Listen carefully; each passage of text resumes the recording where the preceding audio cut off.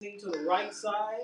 I am your host, Jeff Doggett, coming to you on the greatest station in the nation from the greatest location in the nation. Shout out to everybody listening to us in as far north as Kennebunkport, Maine, as far west as Key West, Florida, as far east as Long Island, New York, and as far west as Long Beach, California. All those listening to us in points in between. For those of you that are listening to us around the world, good morning, good afternoon, or good evening, whichever greeting best suits the time zone that you are in. There are several things that you can do to stop the spread of respiratory diseases such as COVID-19.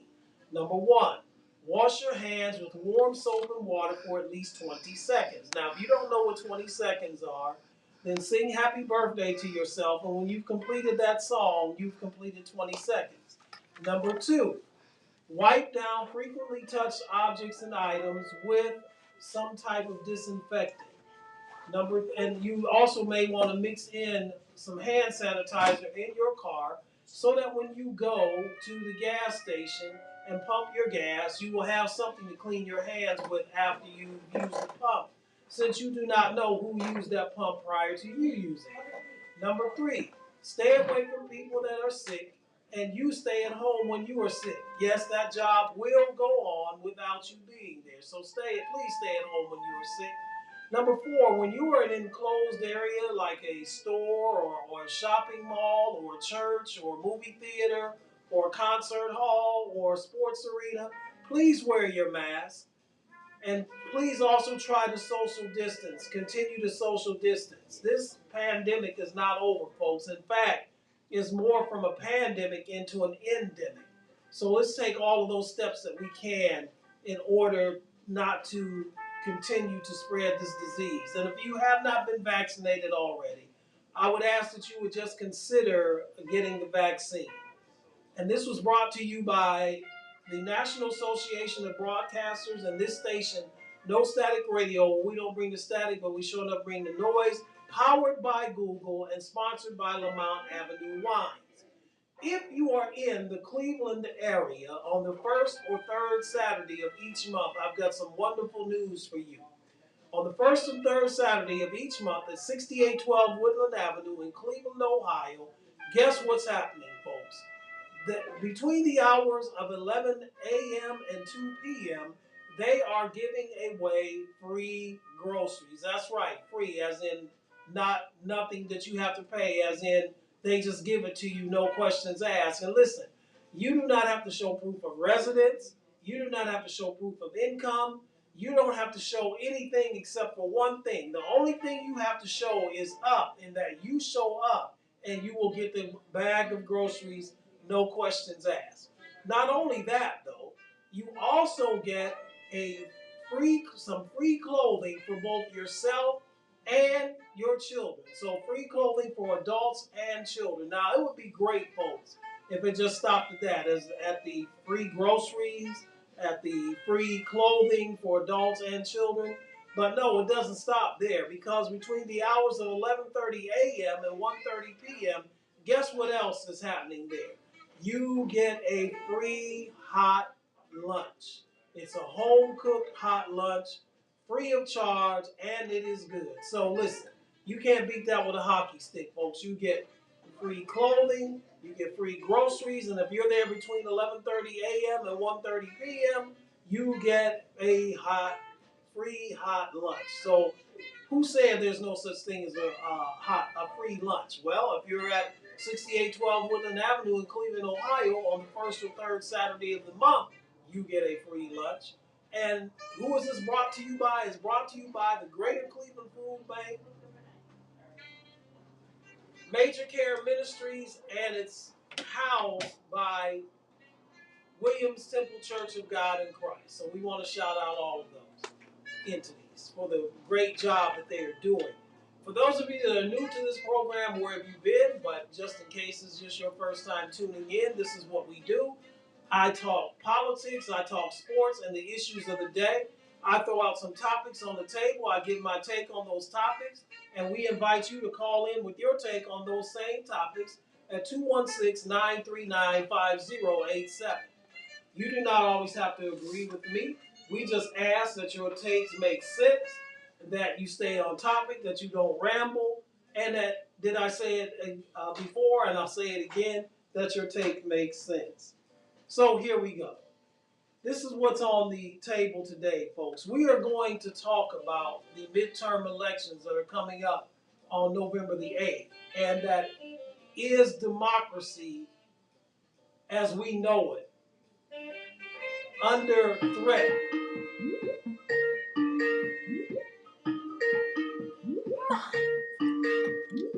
And we have a caller. Is democracy as we know it under threat in these elections? These midterm elections are coming up. So we're going to talk about that.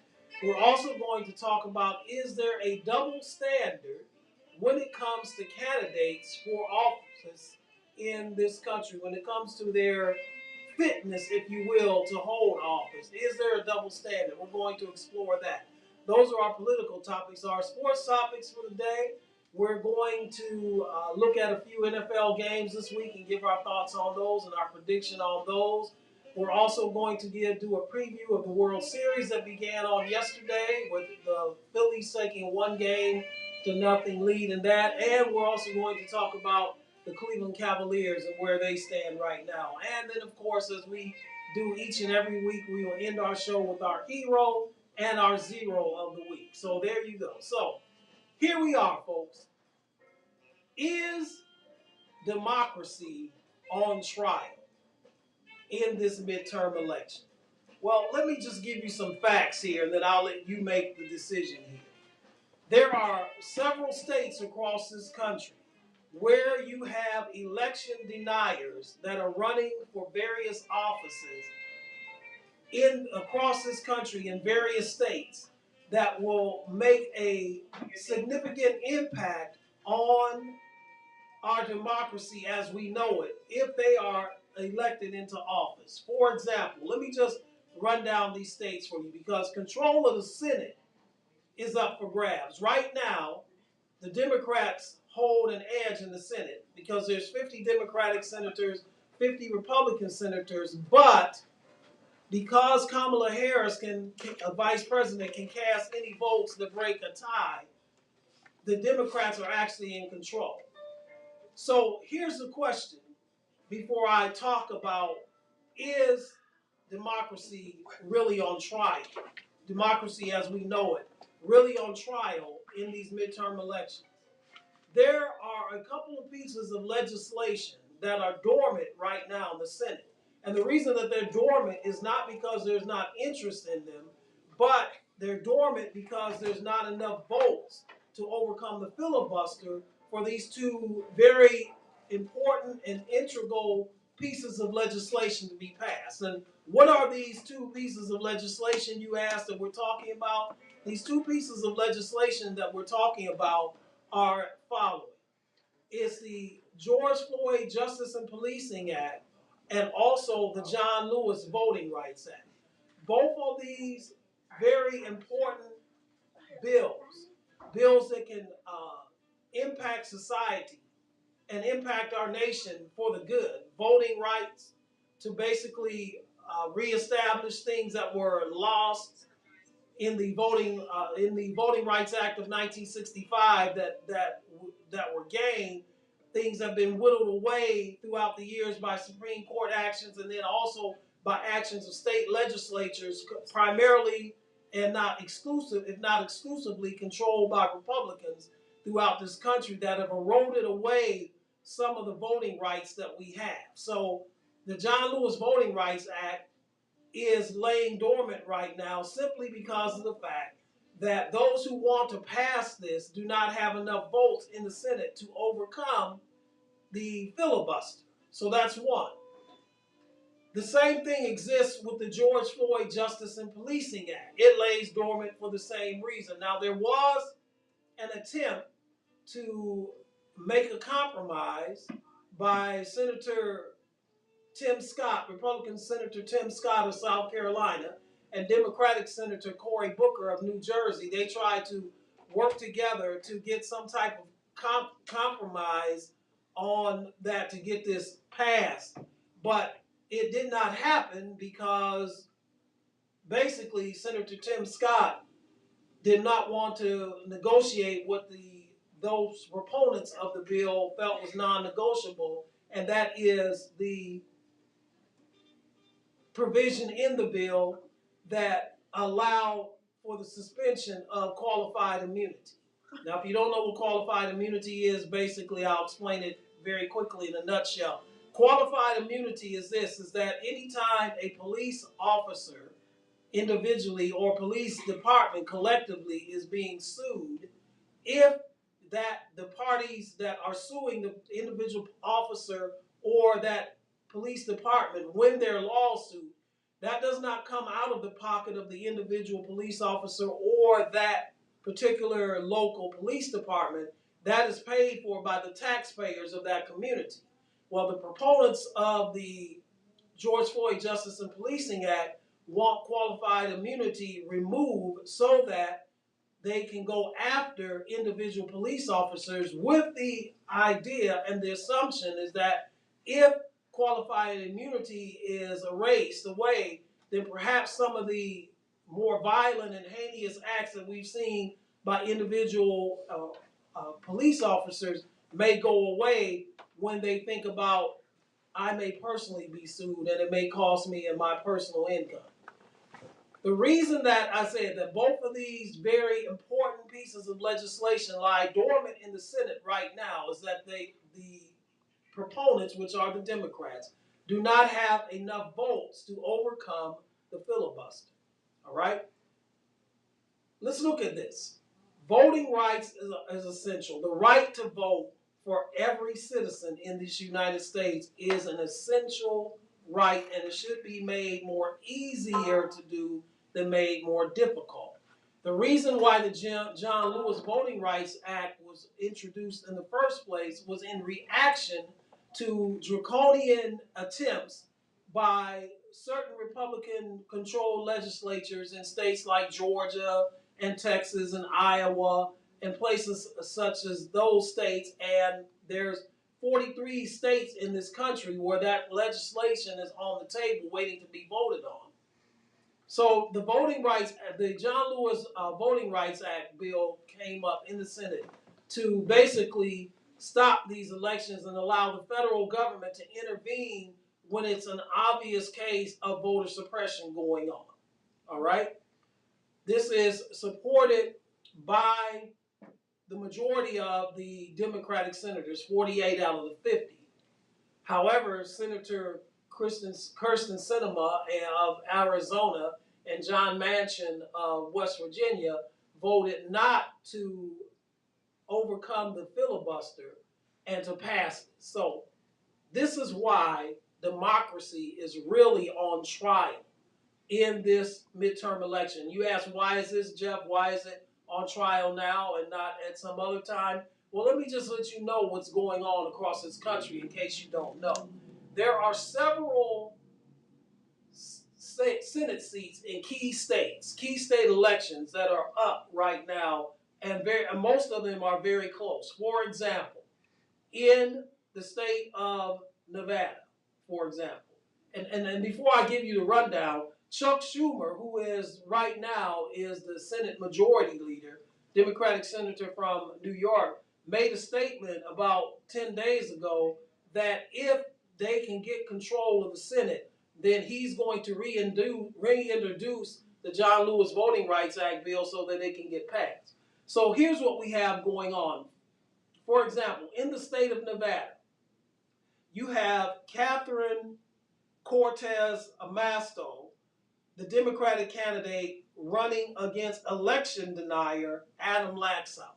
What do I mean by election denier for those who don't know what it is that we're talking about? Adam Laxalt is part of a large group of Republican candidates that are running for office or already elected Republican officials who deny the results of the 2020 presidential election, who believe that there was election fraud, who perpetrate and continue to perpetuate the big lie that the 2020 presidential election was stolen and that Donald Trump is still the president, and Joe Biden is not the duly elected president. So Adam Laxalt is running for Senate in Nevada, an election denier. But he's not alone. In Arizona, the incumbent, Mark Kelly, is running against, you got it, another election denier by the name of Blake Masters. Blake Masters was part of the whole, if it wasn't so tragic, though, it would be funny, the whole charade last year that cost the taxpayers of the state of Arizona millions of dollars, brought in some group called the Cyber Ninjas. I wish I was making this up, folks, but I'm not. That is actually the name of the group who came in to supposedly make sure that the election votes were correct. And the cyber, you know what the so-called Cyber Ninjas did? What they found out, that not only was the election done fair and square, but actually Joe Biden got more votes than what was originally counted for him. So that kind of blew up in their face. But here again, you have this election denier running for Senate in Arizona. In the state of North Carolina, you have Sherry Beasley, who just happens to be an African-American woman, running against Ted Budd for the North Carolina seat in the Senate. And Ted Budd is, you guessed it, another election denier. You see a pattern here? Pennsylvania, you have John Fetterman, the Democratic candidate, running against hand-picked candidate Mehmet Oz, Dr. Oz, you know, the one that Oprah Winfrey made famous, and that she's not even supporting him. So that should tell you something right there. By the way, Mehmet Oz does not even live in the state of Pennsylvania, lives in New Jersey. And we're going to talk more about that when we get on our second topic today about fitness for office. But here again, you have this. Here again, you have someone like Mehmet Oz running now. Whatever your stance is on reproductive rights, for example, Mehmet Oz made a comment in the senatorial debate in Pennsylvania this past week, is that he, quote, was elected senator from Pennsylvania for the seat that retiring Pennsylvania Senator, Republican Senator Pat Toomey currently holds, that he would make it where that local councils and legislatures would be able to decide whether or not women would have reproductive rights. Again, whatever your stance is on this, here's the hypocrisy of all of that, folks. No matter what your stance is on abortion, no matter what your stance is on Roe versus Wade, the Republican Party always championed itself as the party of small government. Of fiscal responsibility, of small government. But here we have Mehmet Oz and other Republican candidates going totally contrary to what the Republican Party once stood for, that no longer stands for, and that is small government. In other words, allowing people to make their own individual decisions on matters such as this. So you have that race. You also, not only do you have that in the state of Pennsylvania, but in Wisconsin, you have incumbent Senator Ron Johnson, who's made a statement after January 6th insurrection that he was not in fear of his life at all, that he was, quote, more afraid of Black Lives Matter protesters, who, by the way, never came close to approaching the Capitol building, never came close to threatening any senators or Congress people's lives.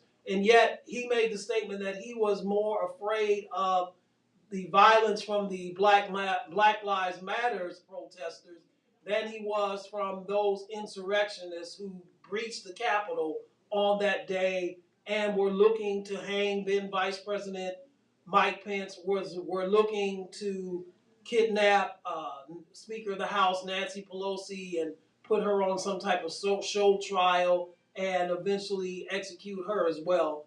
And let me say a side note on that too. If you did not know, those of you who may not follow the current events and what's going on, to show you the extreme that all this has gone to, some intruder broke in the home of Nancy Pelosi in the San Francisco suburbs on Thursday. Broke in the home, an intruder, looking for her. She was not there, of course. She was in Washington, D.C., conducting congressional business that time, but broke in the home and severely beat her 80-year-old husband with a hammer. Thank God that he was able to make a call to 911 and speak in code so that 911, and kudos to the 911 operator, the dispatcher, who could figure out that he was in trouble while the intruder was in the house and was able to send someone there, because it probably, if that didn't happen, it probably would have had a much more tragic outcome. But anyway, Ron Johnson, another election denier, another one who did not vote, by the way, on January 6th to certify a duly processed election, a fair and square election, voted against that just that day, is running against his Democratic counterpart, Mandela Barnes, African-American man who is the lieutenant governor of the state of Wisconsin. So that one is up for grabs. Then, of course, in Georgia, you have incumbent Senator Reverend Raphael Warnock, running against Herschel Walker. We'll talk more about that as we get to our next topic. But that one is right now too close to call. There have been some polls that have shown that Herschel Walker has inched ahead by a couple of percentage points. Oh God, I hope that doesn't happen. But be that as it may. In Florida, you have Val Demings running against Marco Rubio, another senator who voted not to certify the presidential election. And in Ohio, where I reside, you have Tim Ryan running against J.D. Vance. J.D. Vance, again, another election denier, another hand-picked candidate by former President Donald Trump. That is up for grabs as well. So you have all of these states where these Senate elections, the control of the Senate is up for grabs in these states. Right now, as I said, it's a 50-50 split. And I'm not here to promote any party. Let me get this straight. Let me get this straight with everyone and tell it like a TIS, because this is why we call it the right side. I don't ride elephants or donkeys. I ride what I feel is the truth and what's right.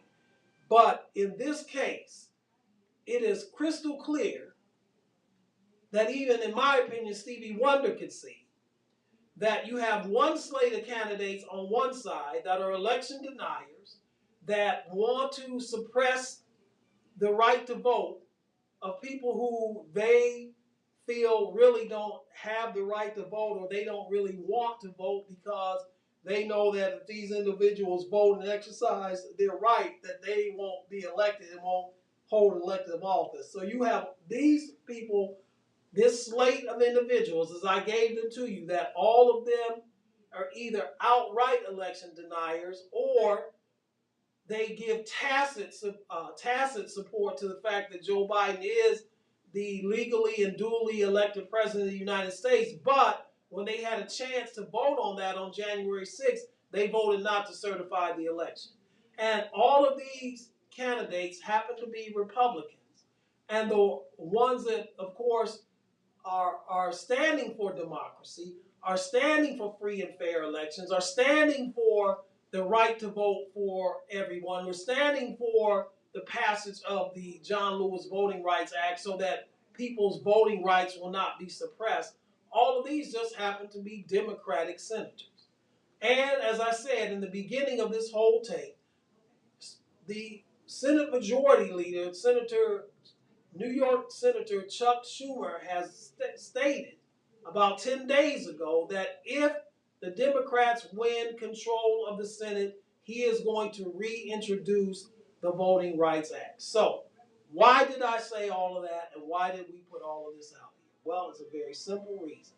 For those of you that are listening to me in Arizona, for those of you that are listening to the show in Nevada, For those of you that are listening to this show in Georgia, in Wisconsin, in Ohio, in Florida, in New Hampshire, which is another race that's up for grabs, where you've got an incumbent Democratic senator in office being challenged by a Republican election denier, one who, by the way, has stated, just like Ron Johnson, who has stated that if they win, so let's just say that you're not concerned about election rights and voter rights, which if you're not, that's concerning to me. But let's just say that you're not concerned about that, okay? All right, fine. What about this? Does this concern you? Ron Johnson, who is running for Senate in Wisconsin, is the incumbent senator, Republican senator in Wisconsin, and Dan Boduc, Bolduc, Dan Boduc, who is the Republican candidate for Senate in the state of New Hampshire, running against incumbent Democratic Senator Maggie Hassan. Both of them are on record stating that one of the things that they want to accomplish if Ron Johnson is reelected and Dan Boduc is elected, defeats Maggie Hassan in this race, is that they want to cut Medicaid and Social Security.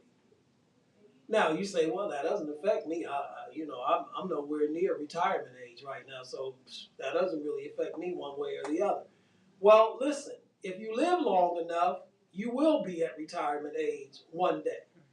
Assuming that you live long enough, assuming that Christ doesn't come and the rapture take place and the world as we know it comes to end, but assuming that all of those events don't happen for another 50 to 100 years or so, guess what's going to happen? You, if you live, that is, are going to be at the point where you're going to need to receive Social Security and be on Medicare when you retire from your job. So, if voting rights don't concern you, which really puzzles me if that's the case, what about your own future?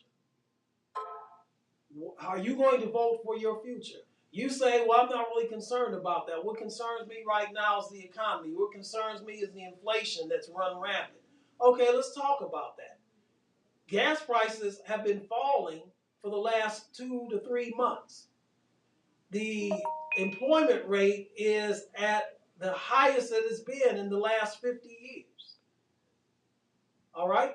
So if the economy is your concern, if you look around, gas prices are coming down, employment is going up, unemployment is at an all-time low, and there are measures that are in place right now that have not kicked in yet, but will kick in sometime next year, as economists have said, who, by the way, are not affiliated with the Democrats or the Republicans, have said that we, as this country, should start to come out of this inflationary period sometime in the first quarter of next year. And I know this doesn't make you feel any better, but let me just throw this in too, that the inflation rate in the United States is nothing compared to what's going on in Western Europe right now. So for all of your concerns about the economy is getting better. As I said, employment is up, gas prices are falling, and there are structures in place right now, structures that are in place right now that, not me, because I'm not an expert on this, I'll be the first to say, but those who study this for a living and for a lifetime have said that in the first quarter of next year, of 2023, you should start to see prices start to come down. All right? And this was under the watch of a president and an administration whose approval rating is low, but has been on the rise, but has accomplished a lot of the things that he promised. He promised that he was going to forgive student loan debt. Now that's out there now. Now it's being delayed right now based by a Supreme Court decision. He said that he was going to improve infrastructure, and you got the Build Back, you got the American Rescue Plan, rather. And then you got the Inflation Reduction Act. So you've got those things in place right now that are dealing with the infrastructure of this country. And so local municipalities and governments have monies now to improve bridges and roads and what have you. And even in red states and red state districts, this is going on. And of course, those politicians who represent those states or those districts are taking credit for something that they voted against, but that's neither here nor there. So I'm just bringing out all of this just to show you that if you are really concerned about democracy, about this Madisonian democracy that we've had, this experiment, if you will, that we had for the last 200 plus years, has it been perfect? Of course not. Has this country always lived up to the principles that is placed on paper? Of course it hasn't. Of course it hasn't. We went through a period of slavery and Jim Crow, Reconstruction and Jim Crow and American apartheid and all of that, and what period when women were second-class citizens. Of course this country has not always lived up to what it has on paper, but it is there on paper, and despite the worst of times that we've had, this country has always attempted to maintain its Madisonian style of democracy. Folks, this is under threat right now. If you can get people in office that are election deniers, who, if an election doesn't go the way they want it to go, can simply by a stroke of a pen nullify the results, or not certify the results, which then nullifies the results of that election, we're in danger. If you have people in office whose one of their primary goals is to suppress the rights of people that may not agree with their stance, suppress their right to vote, to make it that much more difficult for them to vote, our democracy is on trial. Let me give you an example. I heard this on the radio yesterday. I was listening to Joe Madison on Sirius XM on Urban View. And a woman called in from Iowa City, Iowa. And she said that in Iowa, that they are able to drive up to a voting location and to get their ballot in their car. They have to show their license. They check the signature on their license against the signature they have on file. So everything is on the up and up. So that eliminates voter fraud. You have to match the picture with the person, match the signature on their form of identification with the signature that you have on file. And this caller to the Joe Madison show talked about how convenient it is, especially for people that are seniors or disabled, that they don't have to get out their car. They can just drive up, they give them the ballot, they vote in their car, they turn the ballot in to the poll worker there, and they're on their way. Did you know that they used to be able to do that in Georgia, but after the 2020 election, because so many people voted that way, or it made it so convenient for people to vote, that the Georgia state legislature, controlled by the Republican Party, rescinded that. Now, what is the logical reason behind it? Because you can't talk about voter fraud, because the person has to be able to show that it's really them. They're not just passing out ballots helter-skelter to anybody who rides up in the car and say, well, here's your ballot, okay, vote, okay, cool, ride on. No. But the Republican-controlled legislature in the state of Georgia repealed that. In the state of Texas, they had poll centers that were open till late at night, past midnight, into the wee hours of the morning, so that people who work third shift could come in and vote early in person, drop their ballot off, and then to go on. Well, the state of Texas, they rescinded that. Here again, what is the reason for that? You can't say that it's voter fraud because, again, voter fraud was not being committed because all the safeguards were in place. No, what they're trying to do is to make it that much more difficult for people to cast their ballots. And if these individuals that I named, the Laxalts of the world, the Dr. Oz's of the world, the Ron Johnsons of the world, the Marco Rubios of the world, the certainly Herschel Walkers of the world, if they get their way, things are not going to get better, folks. They're going to get worse. Because now you're going to have people in place, in positions of power, that have the power to continue to deny people the right to vote or to make it that much more difficult for people to vote. And also people in the position of governors and secretaries of states, because I didn't even get into all of those, who, if an election does not go the way, for example, let me give you the example. Blake Masters, the Republican Senate candidate in Arizona, stated, not only him, but Kerry Lake, who is the Republican gubernatorial candidate in the state of Arizona, both of them stated that if they were in power when the 2020 presidential election was held, that they would not have certified that election.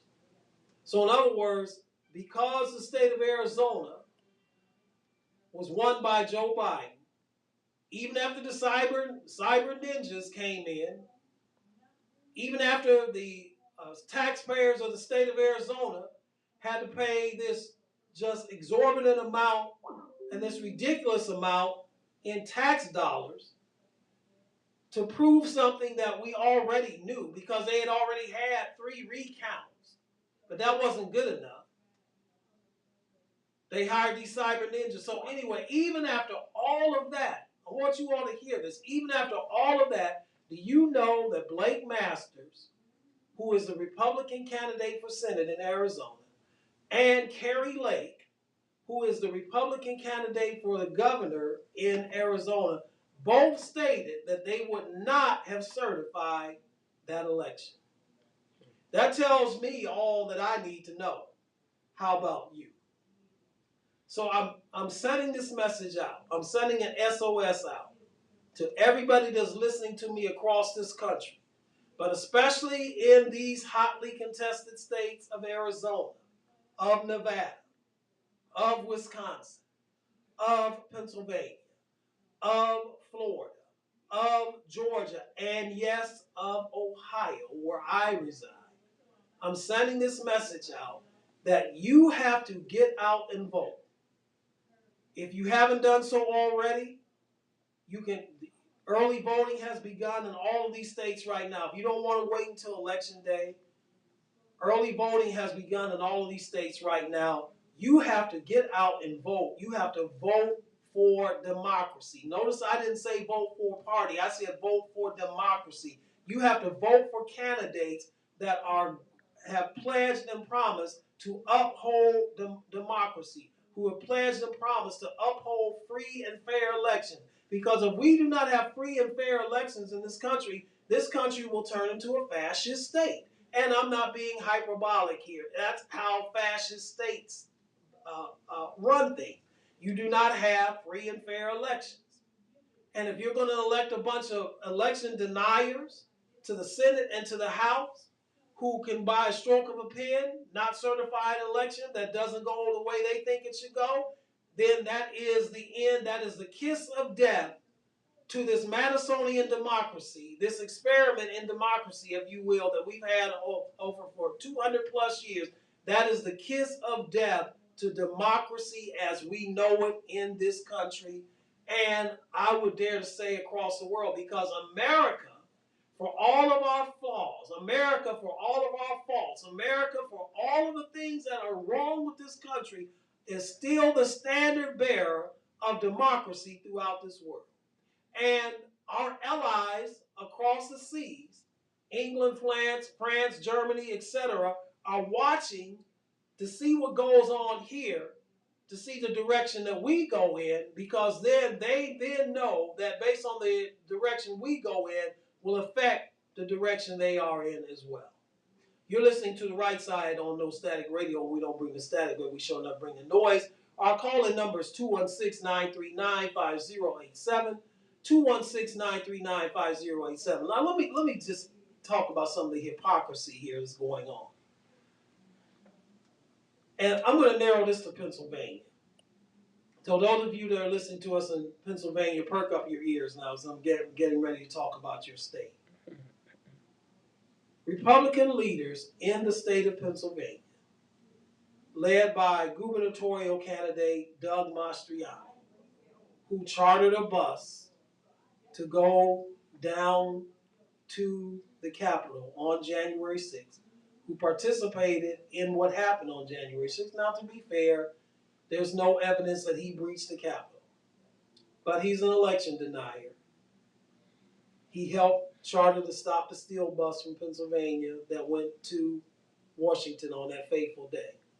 He and other election deniers in the state of Pennsylvania, you know what they're putting out there already? They're saying that because there has been a heavy early vote count in Pennsylvania, they're saying that, quote, we hope that the election will be fair and we hope that we can win this election, even if it shows us winning on election night. We hope that we can win the election then. Now, the reason they're saying that is Pennsylvania does not count early ballots. They don't count the mail-in vote, and they don't count the votes that come from military personnel that are Pennsylvania residents overseas. They don't count those votes until the election day themselves. The people who voted on the election day, in this case, will be November the 8th. They don't count the mail-in votes or the early ballots until after the day of ballots have been counted. Now, there's a very simple solution to alleviate all this. The Republican-controlled House and Senate of Pennsylvania are the ones who voted that mail-in ballots and early voting ballots would not be counted until the day of election ballots are counted. So they are the ones who, quote, if you want to use their word, they are the ones who, quote, rigged the system, unquote. So it's a very simple solution to that. If you don't like this, then fine. Your party controls the Senate and the House in the state of Pennsylvania. Guess what? Repeal that and have all the votes counted on the same day. But they don't want to do that, folks. They don't want to do that. And the reason that they don't want to do that is that, as was shown in 2020 and has been speculated by many pundits, that the early votes this year are primarily and heavily Democratic votes. So they don't want to do that because it then will expose the lie that they are trying to perpetrate, that the election is rigged and the mail-in voting is rigged and is voter fraud. Because all they have to do is change the law and say that all votes, whether they be mail-in, early, absentee, or day of election, all of them counted on the same day. That's what we do, for example, here in the state of Ohio. All the votes are counted on election day. That's why you saw in 2020, for example, to give you an example, that's why you saw in the presidential election in 2020, that's why you saw Joe Biden early in the evening have such a big lead in the state of Ohio, because what was coming in first were the mail-in ballots and those who voted early. And then as the night went on and the day of election votes started to come in, that's when you saw the tide turn and that Donald Trump eventually won the state of Ohio by 8 percentage points. But all votes were counted on the same day. So, Mr. Mastriano and others in Pennsylvania, if you are so concerned about this, hey, you guys control the legislature there in the state of Pennsylvania vote and change the law. Why won't you do that? Why didn't you do that after the 2020 election? Oh, but you certainly passed voter suppression laws to make it more difficult for people to vote. You had no problem at all doing that. So that just exposes, folks, the blatant hypocrisy of these election deniers who will go to any length to win the election. To the point that even if the vote count shows that they didn't win, they will just not certify this election because we don't believe it anyway. So this is why I am saying it is of paramount importance that you get out and vote. This is not the time to sit at home. This is not the time to sit on the sideline. This is not the time to say, well, Joe Biden said he was going to do this and he was going to do that, and he didn't do all of that. Yeah, he did some of the things that he said he was going to do. Many things that he said he was going to do, he did do, though. So let me put it to you this way. Would you rather have someone in who has made promises that they have yet to keep, but have introduced or attempted to, for example, let me give you this. Joe Biden ran on a platform of voting rights. But we have a bicameral form of government, folks. The president can't just say, I want a voting rights bill, and boom, it happens. It has to pass the Congress, which it did. John Lewis Voting Rights Act passed the Congress. Mind you, this is one of Biden's campaign promises. But it got to the Senate and it died, did not pass didn't even get on the floor for a vote for the reasons that I illustrated in the very beginning of all of this. So there are some things that a presidential candidate will promise that they can't come through on unless they get the help of the Congress to pass it through. But that is still no reason for you to sit at home and not vote just because you did not get everything that you wanted in the last election when you voted for that person. Folks, things don't happen overnight. As former President Obama said during the campaign trail in 2020, if you don't get everything that you wanted in the first time you voted, vote again. Continue to vote until you get that. And vote your interest. And vote as a block for your interest. As you've heard me say time and time again on this program, the reason that the so-called evangelical right curries so much favor with the Republican Party is that they come out and vote in a large voting block for these candidates, and they hold these candidates accountable to do what they promised to do. And these candidates do what they promise they do, either one or two reasons. Either they really believe this and these are their beliefs, or they do it so that they can win the next election. The reason that you may not be getting some of the things that you think that you should be getting is that you vote one time and everything doesn't happen the way you want it to happen. You say, oh, forget it, it's a waste of time. Why should I go out and vote?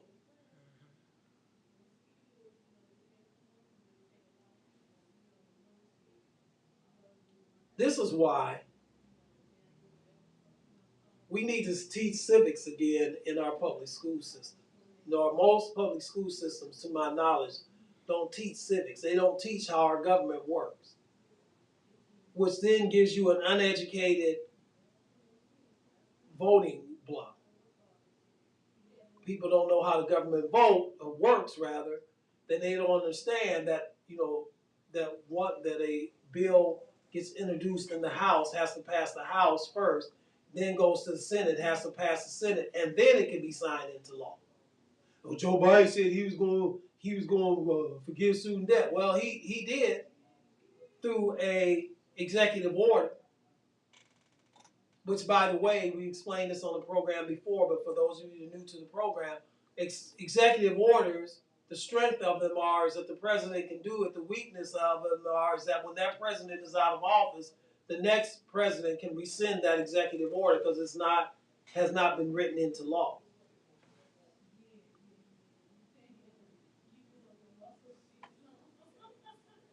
So this is why we need to get out and vote. If we had civics, and I know I'm going on a whole different topic right now, but if we taught civics in public schools, for example, when you start indoctrinating in children as early as 3rd and 4th grade, by the time that child gets to high school, if they've been halfway paying attention through elementary school, through middle school, and through high school, they are now educated as to how our government works. And now that they are educated, now they can make intelligent decisions about how they're going to vote. They can see the importance of voting. But if you have an electorate who knows more about Beyonce's album that she dropped than who's running for Senate in their state, if you have an electorate that knows more about the album that Taylor Swift just dropped, but they don't know who their council person is, this is why we have a problem. If you have an electorate that can tell you how many touchdown passes that Patrick Mahomes or Josh Allen threw for, or how many rushing yards that Nick Chubb ran for, but they can't tell you who their congressperson is, we have a problem.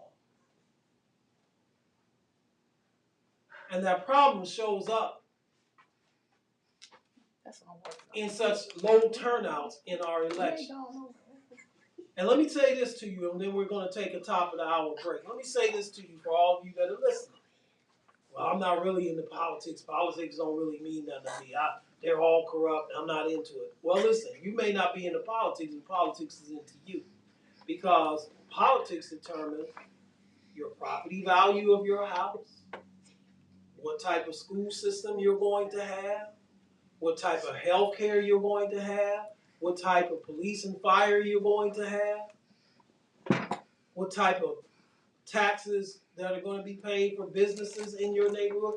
Politics determines what type of industries that are going to come into your city, which then determines jobs and wages, which then determines how you make a living to support your family. Politics determines how much or how little taxes you're going to pay.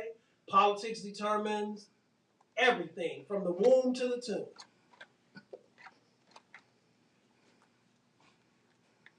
From the sperm to the end of your term. That politics determines all of that.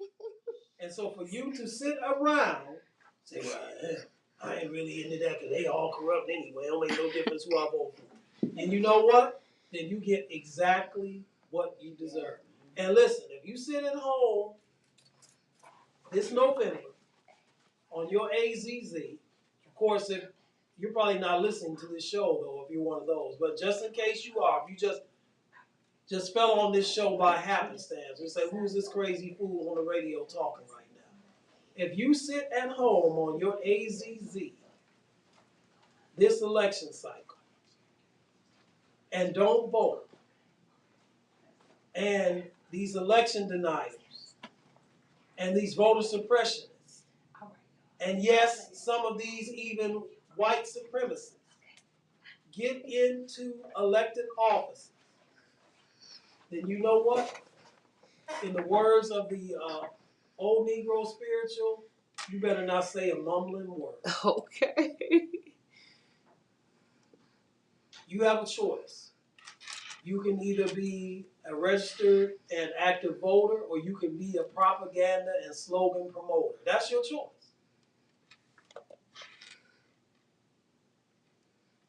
You can go as the late Robin Williams said in the movie Do the Right Thing. You can do that. You can talk, Robin Harris, I'm sorry, said in the movie Do the Right Thing. You can sit around and talk all that key sweat, I'm going to stuff.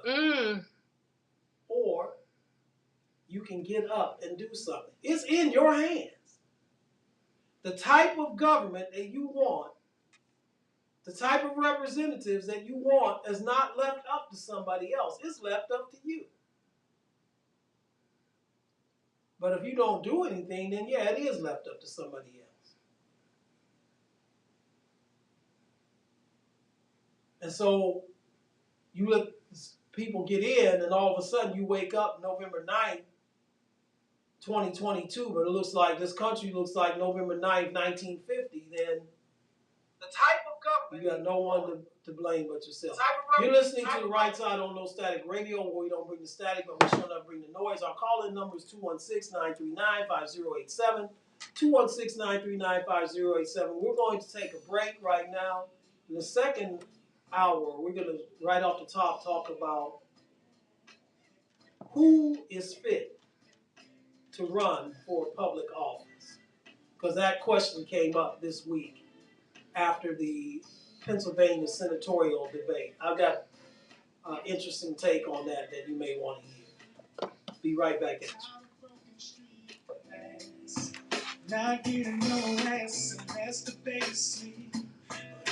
Tell me my Buckeyes, what made you say that? Let me check for you. Ooh, boy.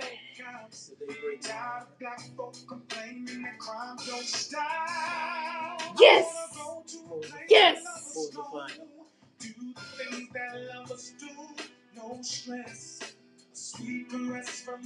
44 to 31. 44 to 31. Woohoo! Yeah. Fourth quarter was 21 to 16. So 28. So Ohio State scored 28 points in the fourth quarter. Yes. Woohoo! 28 points in the fourth quarter. Yes. Did you see that Cavs game last night? Yes, they look phenomenal. Talk about this. Okay.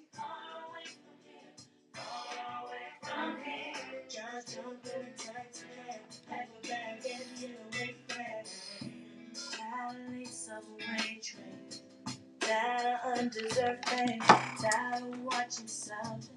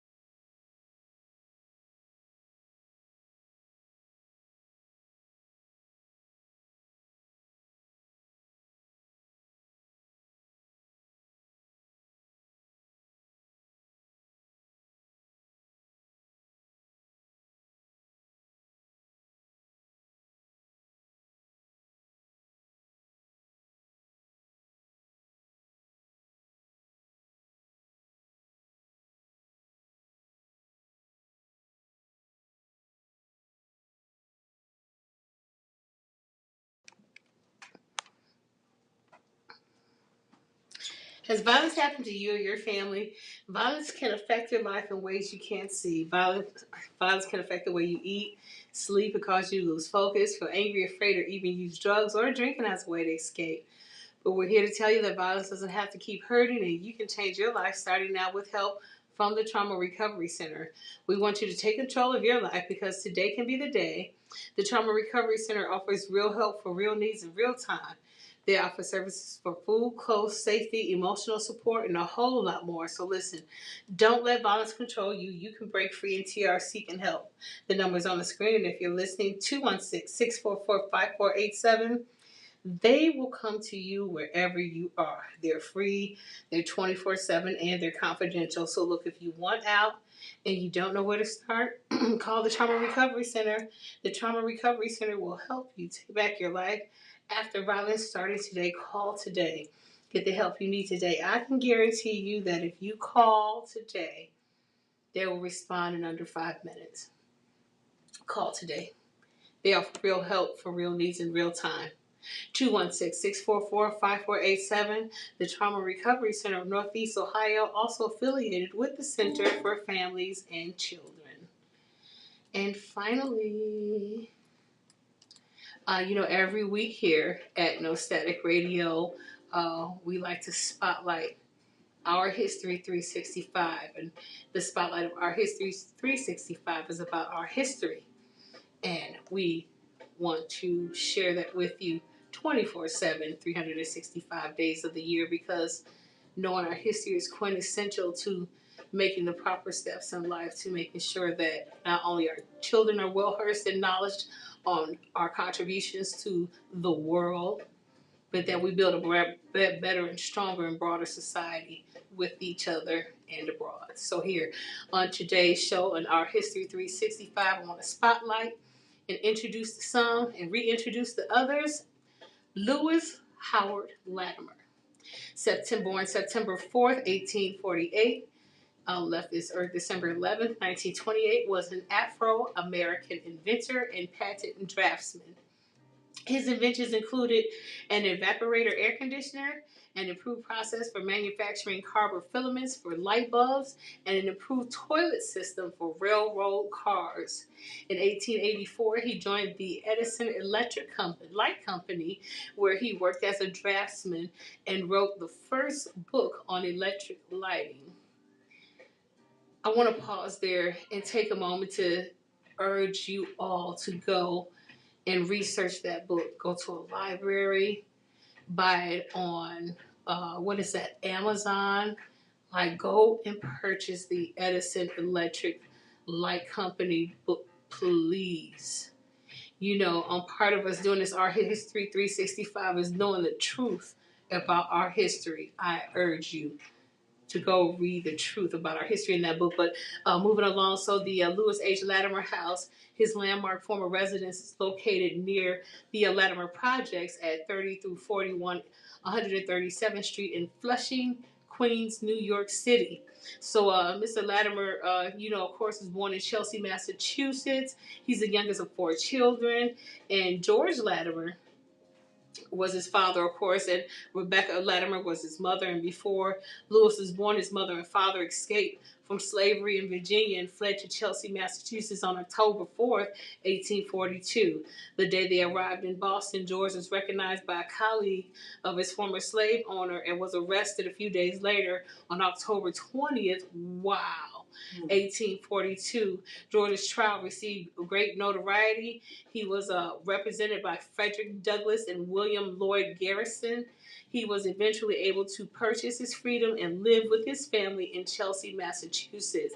So just to hurry up and move things along, his inventions and technical work. So in 1874, Latimer co-patented with Charles M. Brown an improved toilet system for railroad cars called Water Closet for Railroad Cars. The U.S. patent had over 147 300 patents. And in 1876, Alexander Graham Bell employed Latimer, then a draftsman at Bell's patent law firm, to draft the necessary drawings required to receive a patent for Bell's phone. Did you hear what I just said?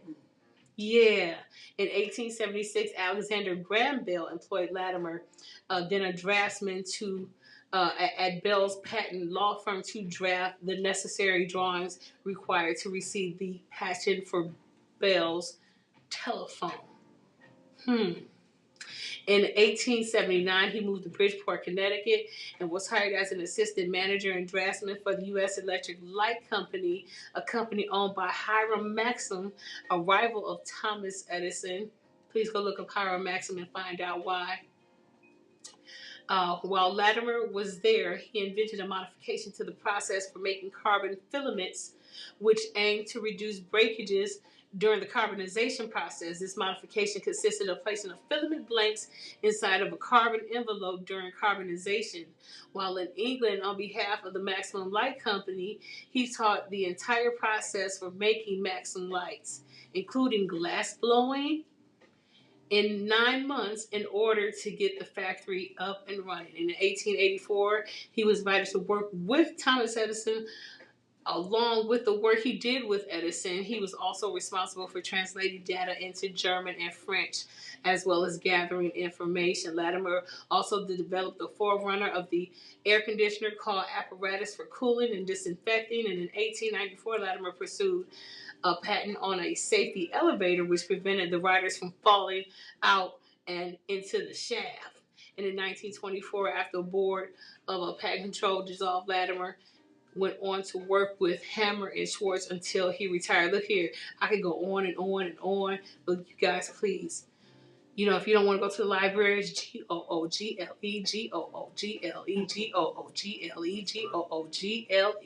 Google, Google, Google. Black inventors and learn our history is there for you every day of the week. This is our History 365. I'm your girl Decisive here on the Jeff Doggett Show. And now back to our host, Jeff Doggett. Thank you, Decisive. And before we continue in the second hour, yes, Google. Use that for stuff other than, you can look up, your entertainment stuff too, but educate yourself as well.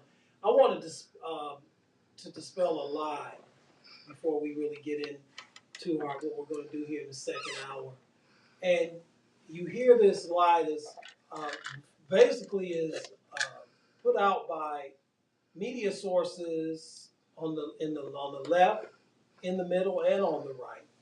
And the lie is this, that crime is on the rise in this country, which it is. That's not the lie. However, the way it is painted as though crime is on the rise only in the, quote, blue states, unquote. Did you realize that Oklahoma, which is as red as the Ohio State, by the way, 44-31, way to come back. You guys had me nervous earlier. As red as the Ohio State hoodie I have on. Now, did you know that per capita, that the state of Oklahoma, where Trump won by double digits, as red can be, has a higher murder rate per capita than New York does. Okay? So just don't take stuff that you hear face value. Do a little research and you'd be surprised.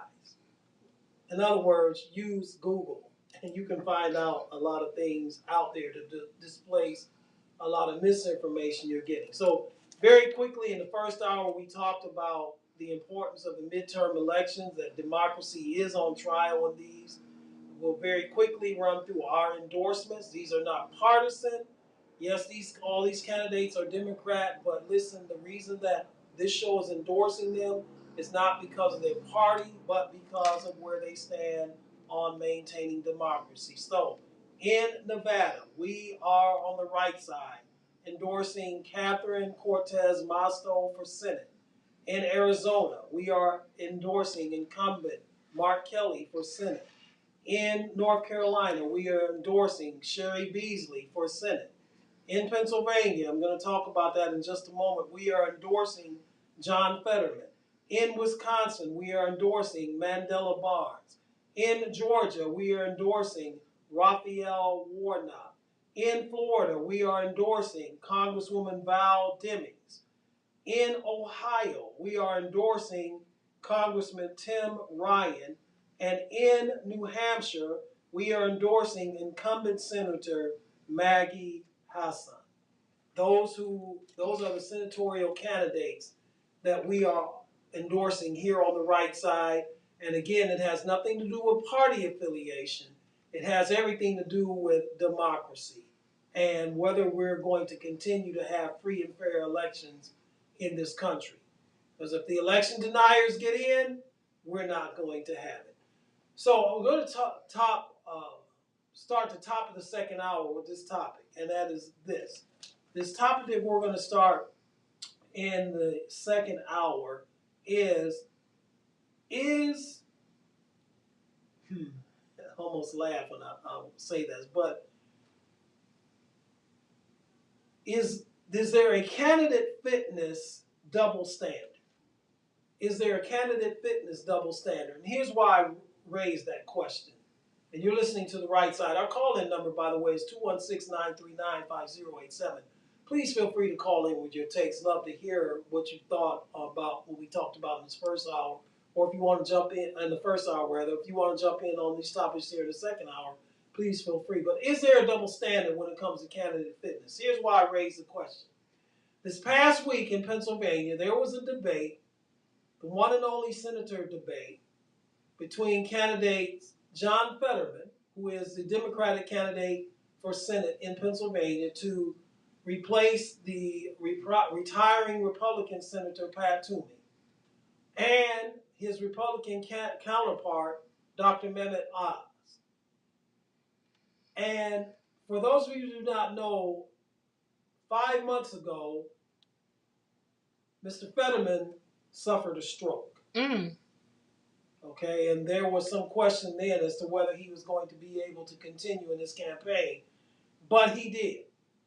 And he came out in the debate last week, this past Wednesday, and said in the very beginning, and matter of fact, his campaign released a press statement before the debate saying basically that if their candidate is slow to answer, if he mushes some words together, it's not that he's not fit or incompetent, but he's still recovering from his stroke. And Mr. Fetterman even addressed that in the debate itself. There was a lot made of an answer that he gave to one of the questions regarding his stand on fracking, where he had once was against fracking in Pennsylvania, and then he answered it kind of saying, well, I think now he was just kind of, his words just kind of ran together, it was kind of mushed together, and it didn't look good when he gave his answer, all right? But he addressed the elephant in the room. As a matter of fact, that's one of the words that he used. He said, let me address the elephant in the room. I had a stroke. I am getting better, and I will continue to get better. However, Dr. Oz is always going to be who he is. That was his statement. And those on the right, and especially in right-wing media outlets like my good old buddies there at Fox News, made a big to-do about the fact that John Fetterman is incompetent, that he's too slow of speech and too slow of thought to really be coherent enough to be a senator, even though he is recovering and he's still on the road to recovery, and prognosis is that he's going to have a full recovery. Even though we've had people in our history in the past that have suffered strokes and continue to serve as senators in this country. But that has been made the issue in Pennsylvania right now, Fetterman's fitness, if you will, to be a candidate. Okay? As we said, he had a stroke 5 months ago, not 5 days ago. And he is in recovery, and he's expected to have a full recovery. What I don't hear is this, and let me say this let me preface this about what I'm about to say with this. I am not one who's falling on the side that a person is not mentally capable to hold office unless they demonstrate that they're not, due to the fact that they are mentally incapacitated, which Mr. Fetterman is not. But I'm only going to bring this, what I'm about to bring up, I'm only going to bring this up to show you the double standard and the hypocrisy that we have in certain media outlets, which I'll name them: FAUX, I'm sorry, Fox News, America One Network, AON, Newsmax, and others. Here's the double standard, folks. Herschel Walker, the Republican candidate in the state of Georgia, admitted in his autobiography that he, and I quote, had been diagnosed with dissociative identity disorder, DID, also known as multiple personality disorder, or MPD. Now, think about this, this is self-admitted, and he says that, he's in recovery and he's better from that now. And again, I'm not saying hold that against him. You got a call. Sweet Jesus. Welcome to the Right Side, caller. State your name and where you're calling from. This is Todd, calling from Ward 1, Section Cleveland. Hey, Todd, how are you? I'm in perpetual state of struggle, Jeff. I hear you. Aren't we all? Some people are coasting, maybe not. True that. So I don't want to drift too far off the topic. I lost the reception for like the last 37 seconds. Still on what? Oh, so right now we're talking about the double standard when it comes to. Right. But if you want to talk about what we talked about in the first hour, okay? So we're talking about the double standard when it comes to candidates' fitness, mental fitness to hold office. A big to-do was made about John Fetterman and his performance in the debate on Wednesday night against Mehmet Oz, and the fact that he had a stroke 5 months ago, but he's in recovery, and his prognosis is that he's going to have a full recovery, and that, we've had a history in this country of people who have had strokes before and served in the Senate. And yet there's been a lot made of this, but the same media outlets that are making a big to-do about that are mentioning nothing about the mental struggles and the mental issues that Herschel Walker's had. And I'm not saying that Herschel Walker should be held responsible for those. He says he's better and he's in recovery, and we shouldn't make a big deal about it. But I'm saying, if you're going to make a deal about one, then you need to talk about the other candidates' issues as well. I don't find that there's a standard here for it to be double. What I understand to be true is that, and that's what I thought you were talking about. I just wanted to make sure you didn't do a sudden shift in 30 seconds. Mm-hmm. Yeah, no, that's what we're on. So, no, I don't think there's a standard here for anything to be double. So the answer to the question is no, I don't think there's a double standard. What I am finding is that our democracy and our constitutional republic are simultaneously being tested as to what degree they're of value in the states they are because of those two candidates. And what way are they being tested, would you say? We have a constitutional republic that makes decisions on whether somebody's going to be able to qualify to be a U.S. senator. Mm-hmm. The qualifications are simple. You have to have been a U.S. citizen for at least 9 years.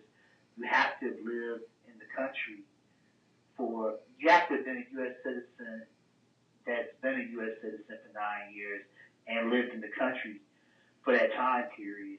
And in addition to that, you have to be 30 years old, and you have to be a resident of the state upon election day, which means that you can run for U.S. Senate and not even be a resident of the state until it's time for election day to cross, and then you can win. You can even be a prisoner. So what I'm saying is it's being tested because our qualifications may just be too loose. Well, and to that point, as far as residency is concerned, Dr. Mehmet Oz is a resident of the state of New Jersey. So it puzzles me as to how he can even be a viable candidate for Senate in the state of Pennsylvania in the first place. Well, he qualifies. He meets the qualifications. As long as he's a resident by the time the election date hits, he's okay. But Herschel Walker, So Herschel Walker's issue with his mental faculties being questioned, and then the candidate from Pennsylvania who's recovering from a stroke, isn't as much an issue here as much as it is that, to what degree Did I lose you? are they You broke up, Todd. You broke up. You broke up. You say that again. To what degree? And that's what we lost. To what degree of their best are they able to do the job, and to what degree of their proven worst are they able to do the job? And there's no standard to be doubled there, because that's not where we are. Where we are is, do these people really know the job? The candidate for Pennsylvania does. Does Herschel Walker know the job? Herschel knows the basics. He has a general understanding. But the actual functions of the job, Herschel Walker does not. Herschel Walker is intentionally running for U.S. Senator in Georgia off of sensationalism. And that tells me something right there, that our standards are a little bit too loose. Exactly. Well, exactly. I agree 100% with you. And the danger in that, Todd, is that if he is elected, now Georgia is unique from other states in that if neither candidate gets 50% of the vote, then it's going to be a runoff election in December. And right now, at least the polls are showing, and polls don't vote, but at least the polls are showing that at this moment anyway, that neither Reverend Senator Warnock or Mr. Walker, neither one have 50% of the vote. So in all likelihood, if the polls are correct, and again, you and I both know the polls don't vote, in all likelihood, they're going to have a runoff election in December anyway. But to that point, as you so correctly said, is that John Fetterman does have a track record in serving in public office and has an idea and a concept as to what a senator needs to do to carry out his or her duties should they be elected. I don't know if I can make that same statement about his opponent, Dr. Oz, and I certainly don't think that statement can be made about Mr. Walker. It can definitely be made correctly about Dr. Oz. Herschel Walker, not so much. In the debate, Herschel Walker didn't understand the difference between, he demonstrated that he didn't understand the difference between the honorary badge that he was given and the authentic badge, which you have to meet some training standards for and be sworn in. Right. He didn't get it. In addition to that, Herschel Walker made a point in the debate, and he's done it more than once, of stating that he wanted everybody to be able to get off of, that were on public insurance, to be able to get private insurance like Raphael Warnock. Raphael Warnock has public insurance. He's a U.S. Senator. Exactly. Now, these are things you have to know in order to vote correctly. And this is why I say our standards are loose. Now, he could be wrong about all of that, which he is, and still be eligible to win, and still be eligible to serve, as long as he can get in there and vote. And that's what they're banking on. They get him in here, and they're just going to tell him what to vote on. He doesn't have to give a speech. He doesn't have to write any legislation at all. All he has to do is just vote on the topics that the senators have to vote on, and they're going to tell him what to do. He can do that. Well, Todd, let me ask you this, because correct me if I'm wrong, but you have some ties to the state of Georgia. Is that correct? I'm a registered voter in the state of Georgia. So, that is where my votes go. I live in the my primary residence is in the 6th district, where Lucy McBath is my congressman, okay. Raphael Warnock, and Offit are my senators. So let me ask you this: why is it, in your opinion, since your political ties there are in the state of Georgia, why is the race even close? Because if you look at the qualifications, as you just so clearly pointed out, I mean, and I don't mean this with any disrespect, but Herschel Walker has as much business being a senator as maybe a 6th grade student does. And yet, there are some polls even that show him slightly ahead. So what's going on down there? I mean, is he getting by just because he played for the Bulldogs and he won the Heisman Trophy? Yes, he is. Yes, he is. And in Georgia, as in many other states in this country, many of the voters have a very weak appreciation for civics. They have a very weak appreciation for the rights and privileges of a U.S. citizen and the understanding of the functions of government. And it is because of that that sensationalism will get you the necessary votes.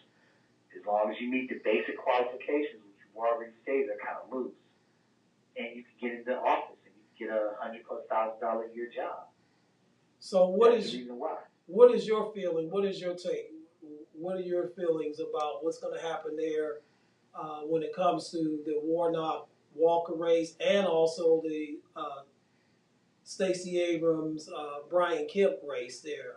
What is your feelings on those two races? Raphael's going to win it. Raphael's going to win it. And I hope that his debate is used as a case study as to why we need to improve on our civics education and taxpayer-funded neighborhood public schools. To debate between him and Walker.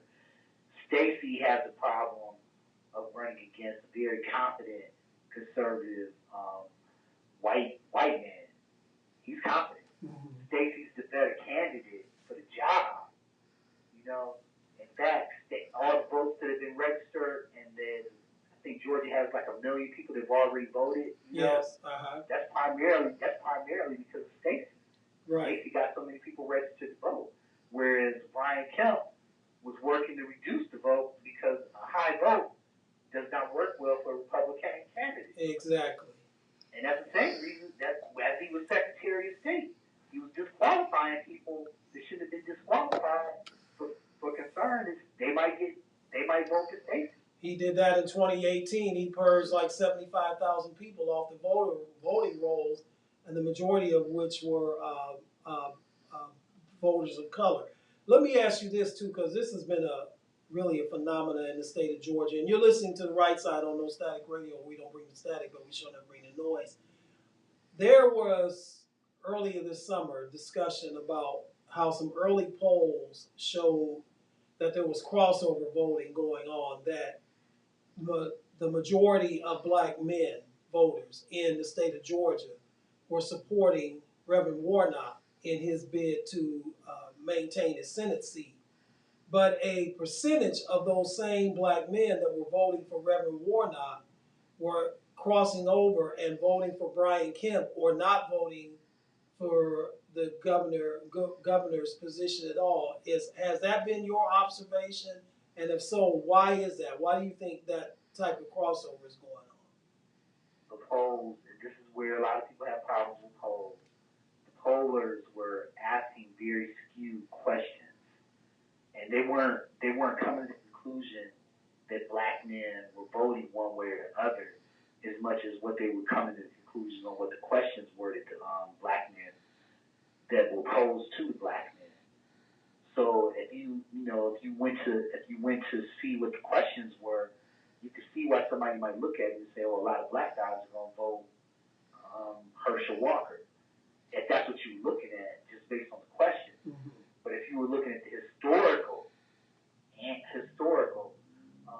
way that black men usually vote in Georgia, you see it's not even really close. Okay. And most black men are most likely going to vote for Raphael Warnock in the state of Georgia. Now, there's a small percentage that will not, and they have their right to do so. And I don't necessarily think they're stupid people, because I understand you want somebody who's just going to get in there in the U.S. Senate and vote for the interests that you want to be accomplished. And Walker will do that for some people. But it's not because it's a football player that they care. It's because they think he can be manipulated enough to vote the way that they want them to vote. Which he will be if he's elected. Yeah. Whereas Raphael Warnock, all politicians are going to be manipulated to some degree. That's why they join parties. That's why they run for office. Okay? But are you going to be manipulated to the point where you're not thinking clearly on what the functions of your job are? Herschel Walker probably will be.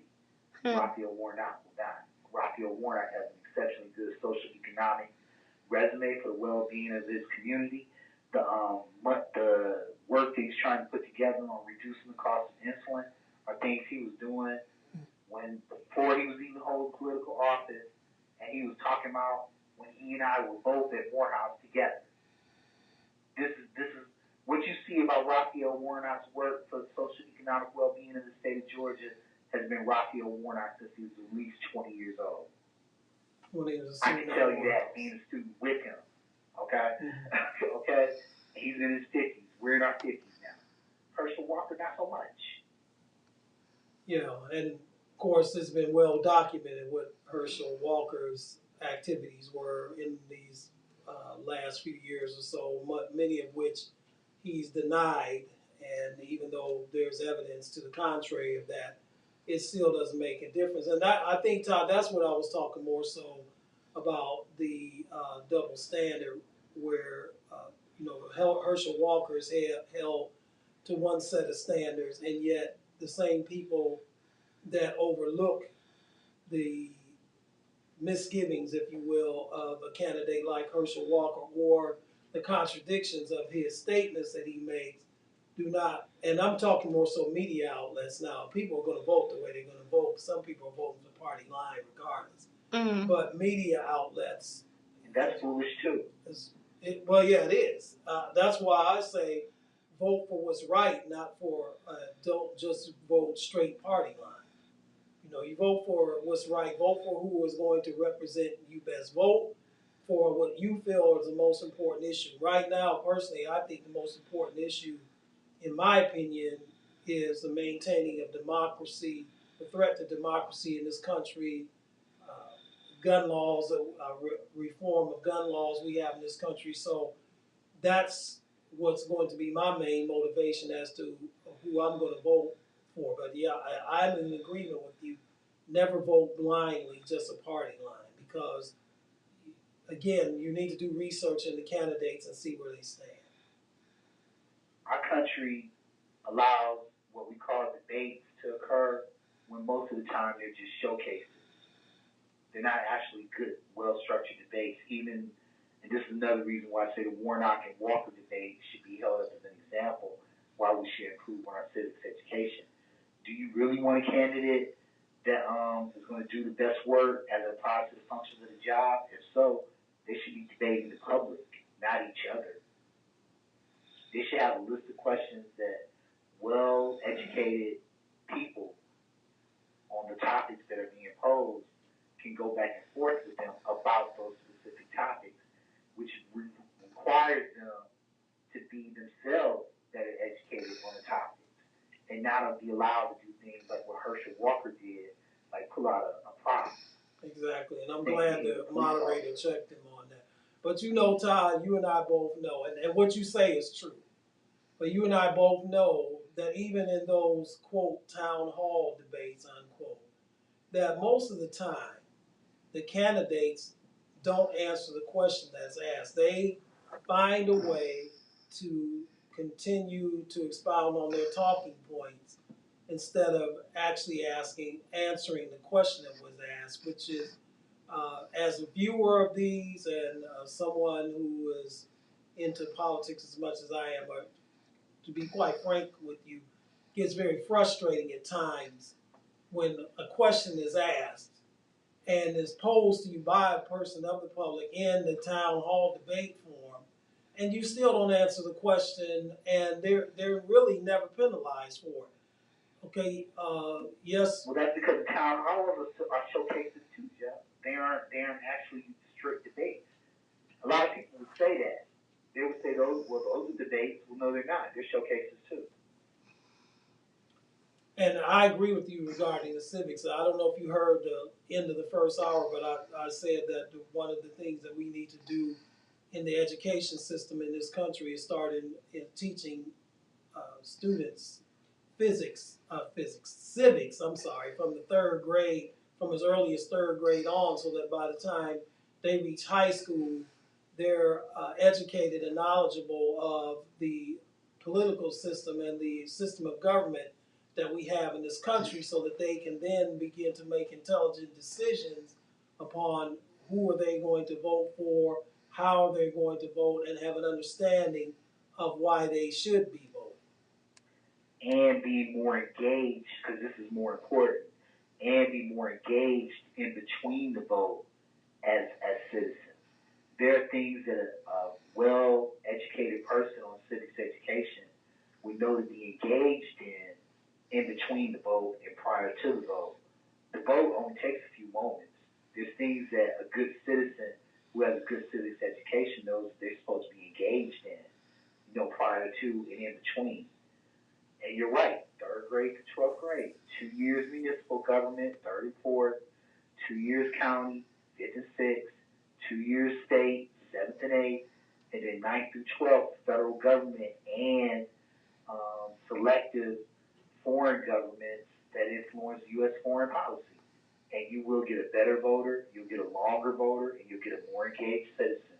And we do teach civics education in the taxpayer-funded neighborhood public schools, but we don't teach it on that level, complete with group projects, no party bias, and no religious bias allowed.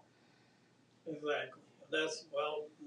It needs to be done nationwide. I know some districts are doing it. Sadly, not all of them are doing. But thank you, Todd. Thank you so much. Thank you for calling and giving us a perspective, especially of what's going on there in Georgia. As that's one of the key states as far as the midterm elections are concerned. So we thank you so much for listening. Thank you for your call. You're welcome, Jeff. You run a quality broadcast. Well, thank you. Thank you. We try. So we have Todd from Ward 1 here in Cleveland, but also a registered voter, resident of the state of Georgia, giving us perspective on what's going on there in Georgia. And then as he said, and I was just pointing out that just be careful, folks, of what you see in the media and how certain candidates are portrayed. And I would suggest that you get a balance of your media outlets. Don't get all of your information from one outlet. Be you someone that's more center leaning, which means you would probably look at CNN. If you're more to the left, you would be MSNBC. And if you're more to the right, you're Fox News. Look at all of them and then be able to decipher and filter through these various, and not just that, but do, as we said in the first hour, do your own research. Google candidates, Google where they stand and where they are on the issues. Google the issues so that you will be educated. Thank you, Todd. Thank you. Now we're going to shift gears here for a moment. As I said, we do talk politics and sports here on this program. And we're going to shift gears here for a moment. I'm going to give you a very brief World Series preview. The World Series began on yesterday in Houston. The Houston Astros and the Philadelphia Phillies are in the World Series. Houston jumped off to a 5-0 lead last night in Game 1. And the Phillies, as they have done throughout the playoffs, throughout the division series in the National League against the Cardinals, throughout the wild card round against the Cardinals, throughout the division series against Atlanta, and then also in the NLCS against San Diego. Phillies came back.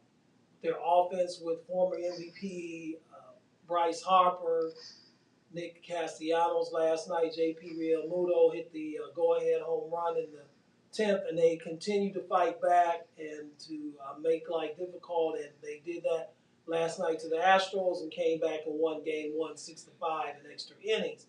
The Astros, of course, up until last night were undefeated in the postseason. They swept the Mariners 3 straight. Then they swept the big bad New York Yankees 4 in a row in the American League Championship Series and looked like they were on their way to extending that winning streak last night behind prohibitive Cy Young Award winner this year, Justin Verlander, only to have Justin Verlander rear his ugly head again. In the World Series, as great as a pitcher as Justin Verlander is, and that he will eventually be in the Hall of Fame one day when he does decide to call it a career, he has an over a 6-point ERA in the World Series. So how do I see this series? Well, despite the Phillies' victory last night, my prediction hasn't changed. I've got Phillies in 6. I just think that Houston's pitching, both starting and bullpen, is deeper than the Phillies, although tonight should be an interesting matchup between Framber Valdez for Houston They're 1A ace, if you will, Justin Verlander being 1 and Valdez being the 1A. And the Phillies ace, Zach Wheeler. So that should be an interesting matchup tonight. I just think that the Astros bullpen, though, is deeper. I think their starting pitching is deeper. And I don't think the Astros are going to be intimidated by the crowd of Citizens Bank Field. I do look for them to be able to go into Philadelphia and win some games there in Philadelphia to bring the series back to Houston and win that series in 6. As I always tell you, though, this is for entertainment purposes only. So I'm not advocating that you go out and bet the house on the predictions that I make here. But that's just how I see it. I also am holding my nose and rooting for the Astros. I'm really not an Astros fan, but I would like to see skipper Dusty Baker, who's been a baseball lifer, finally get a World Series championship. He's come so close before in 2002 when he was managing the Giants. They were up by 3 runs in the 7th inning. Excuse me, they were up by 5 runs in the 7th inning of Game 6, which where they were 2 innings away, 9 outs away from closing out the Angels and winning the World Series, only to see the Angels score 3 in the 7th and 3 in the 8th to win Game 6 and then go on and win Game 7. And then last year, managing the Astros against the Braves, he lost that World Series as well.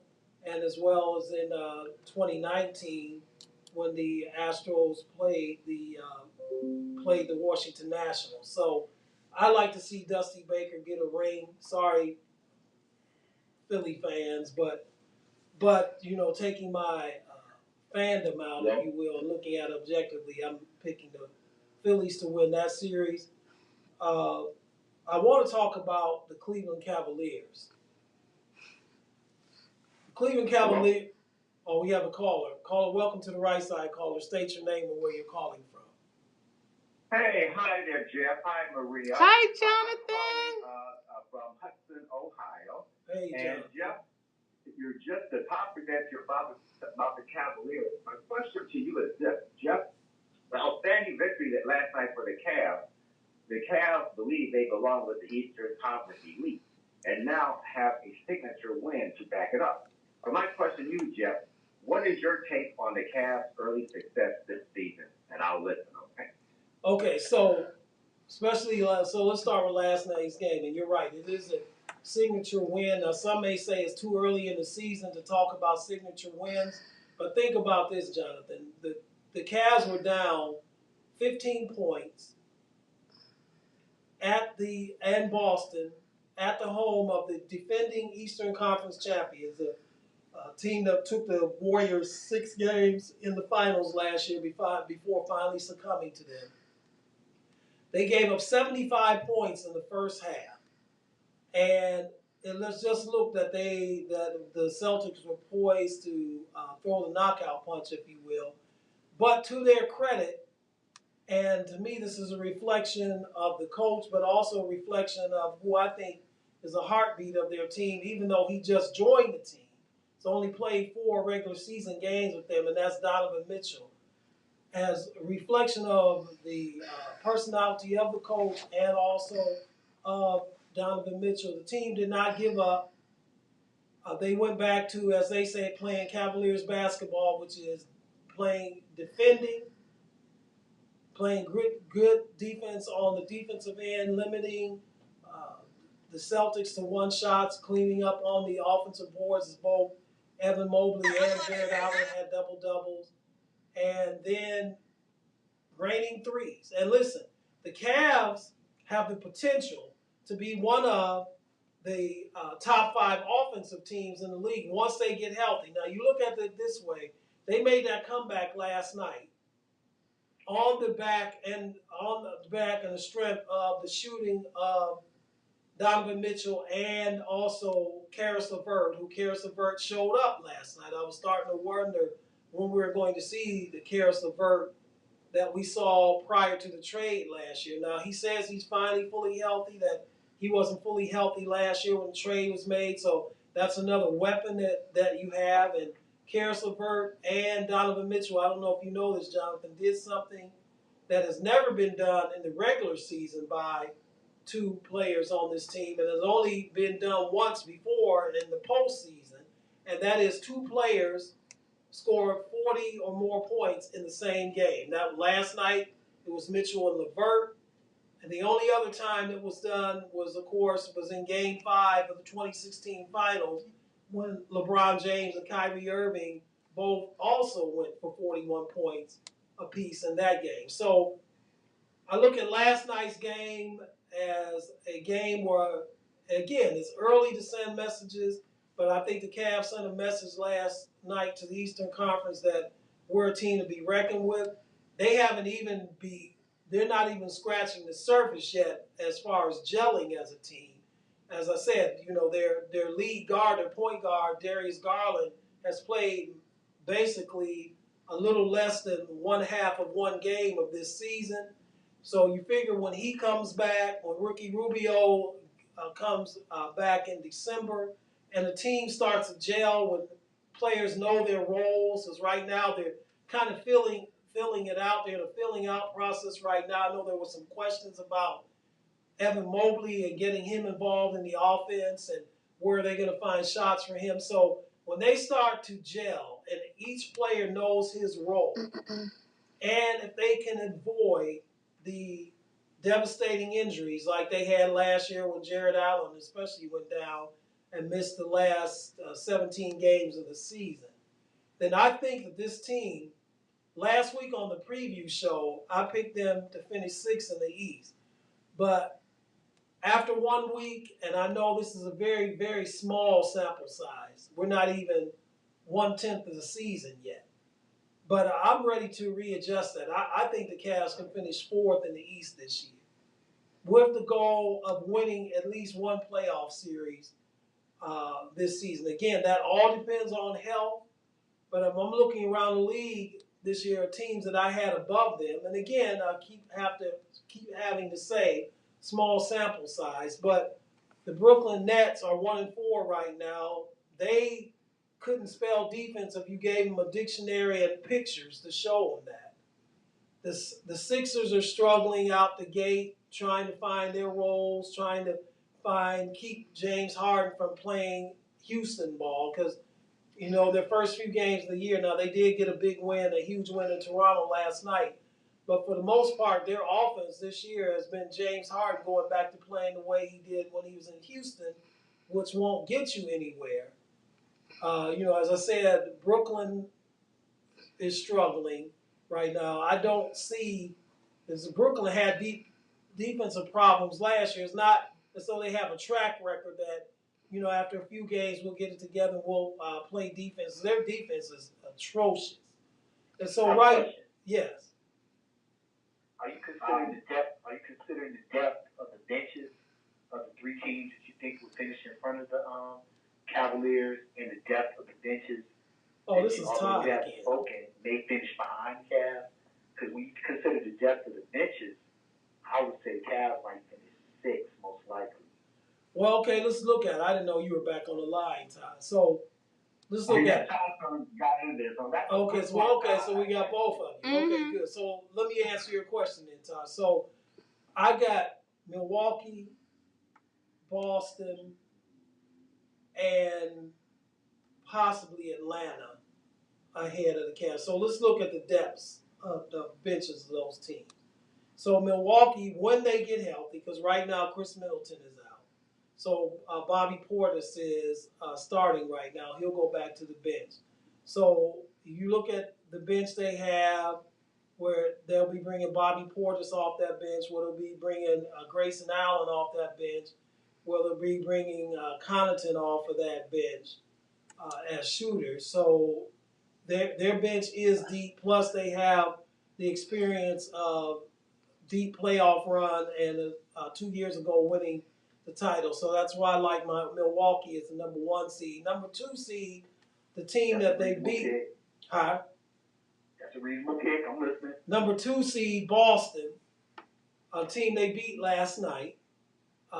Right now, Robert Williams is hurt. Grant Williams, I'm sorry. No, Robert Williams, I was right, is injured. Now, they did suffer a devastating injury when Dino Gallinari blew his knee out, so he's out for the season. So that hurts their depth, but I do like when Williams Trade comes. deadline is a long way away. That's true. We don't know what moves are going to be made, and to be fair, we don't know what if any moves the Cavs will make at the trade deadline either. But I do like Boston's depth better. Brooklyn. See, the thing is, okay, Todd. Last week I picked Brooklyn as to finish ahead of the Cavs. I said in our NBA preview show last week, I said that you're either going to get super team or you're going to get soap opera from them. Now, if they are healthy on paper, their depth.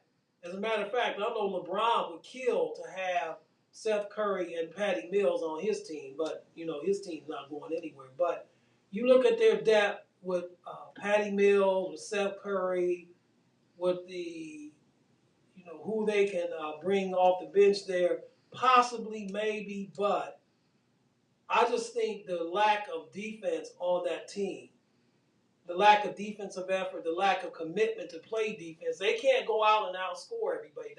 That got shown last year in the playoffs. Now, is Ben Simmons going to step up, and are we going to get the Ben Simmons that was Defensive Player of the Year candidate before the season is out, especially when playoff time comes, or are we still going to have? Okay, that remains to be seen. That remains to be seen. That will happen. You could be right. So, well, let me ask you this, Todd. If I'm playing the Brooklyn Nets in the playoffs, right? Why do I guard Ben Simmons? Why do I just not take whoever is assigned to him and use that person as, for lack of a better term, a rover to double KD or Kyrie when they get the ball? Because I know that Ben Simmons can't and is not going to shoot foul line extended, and to show the reluctance even to finish in the paint. And even if he does get in the paint, I'm going to send him to the free throw line where he, has been less than stellar there. So why on the offensive end of the floor you're playing 4-on-5 basically? How does Brooklyn overcome that? Well, that's just it. You're not really playing 4-on-5. You're playing 5 strong on 5 not so strong, and that's not really why I brought up the Cavs playing. The three that you mentioned, I see clearly as being a good case for being in front of the Cavs. But I said 6, which means there's 2 that you aren't mentioning. So who are the 2 I'm not mentioning that you have ahead of them? Miami Heat. Okay, I'm glad you brought them. Okay, well, let me hear your take on them before I say my take on them. Okay, so last week on the. You know that Miami Heat still exists, right? I do know they exist. Yes, I do. Okay, go ahead. I'll restate my statement I made last week on the preview show. I don't think the Heat have enough offense, enough shooters. They're almost, but not as bad, but they're almost like the Lakers of the East. In fact, now, the big, huge difference between them as far as shooting-wise is they do have Tyler Hero and Max Strus, but Strus he's streaky. And, Jimmy Butler is not the greatest shooter in the world, but Jimmy Butler gets his how he gets his. My question with Miami is their lack of shooting. That's where I question them at. Miami has better facilitators than the Cavs. Well, yeah, you got Kyle Lowry, who I guess you can make the argument that as far as a facilitator only is better than Darius Garland as a facilitator only. But here again, I mean, we're looking at a guy that's kind of long in the tooth too, and really, is he on the downside of his career, and how much are you really going to get out of him? He is. He is on the downside of his career. But keep in mind what I said, finished 6th. I'm referencing the regular season. When you get to the playoffs, you got to play a given team more than one time. True. So I don't anticipate the Cavs finishing 6th in the playoffs.